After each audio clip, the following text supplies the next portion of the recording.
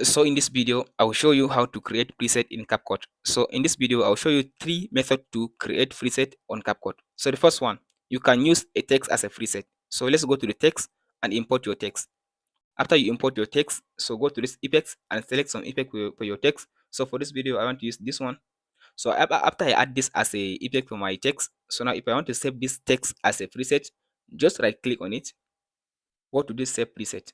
So from there it will save the text as a preset for you. So if you want to save video preset, just right click on the video as itself like this. So go to save preset. So the same way for your audio, just right click on it and then go to this save preset.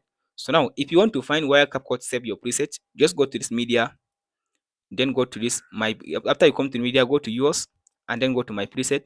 So here you'll be able to see all the preset you saved. Now if you want to import your text preset and use it in on your new editing or on your current project, so just import the preset like this. If you want to use it, after you import it, you need to right click and then go to undo compound clip. So after you undo compound clips, from there now it will allow you to go and edit the preset and use it on your current project. And that's it, guys. Hope this video helps. Be sure to like and subscribe. Thanks for watching.